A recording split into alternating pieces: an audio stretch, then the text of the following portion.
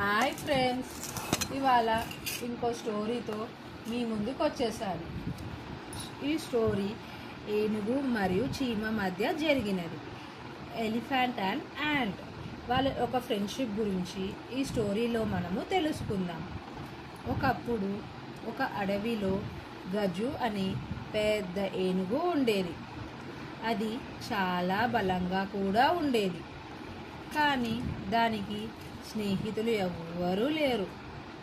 అందువల్ల అది తరచుగా ఒంటరిగానే ఉండేది. ఒకరోజు చిన్ని అనే చిన్న చీమ గజను చూసి, "నువ్వు ఎందుకు బాధగా ఉన్నావు?" అని అడిగింది.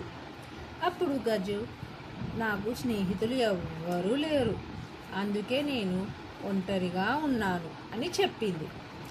అప్పుడు చిన్ని చిరునవ్వుతో, "నేను నీ స్నేహితురాలిని అవుతాను" అని చెప్పింది.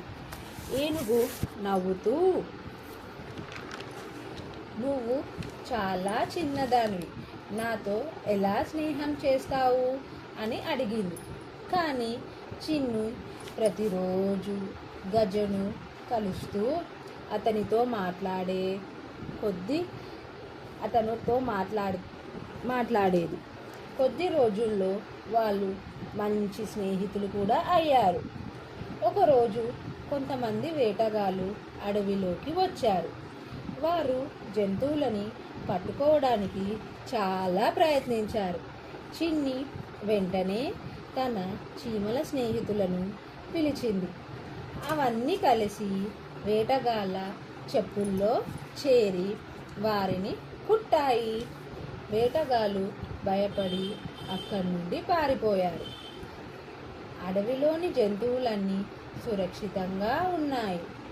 గజు చిన్నికి కృతజ్ఞతలు చెప్పారు. నిజమైన స్నేహం పరిమాణం లేదా బలంపై ఆధారపడదు.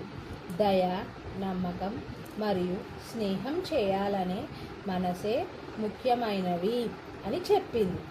ఆ రోజు నుంచి ఏనుగు మరియు చీమ ఎప్పటికీ మంచి స్నేహితులుగానే ఉండిపోయారు.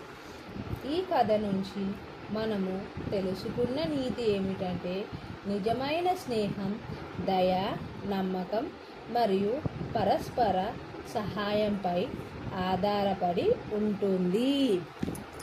Thank you so much.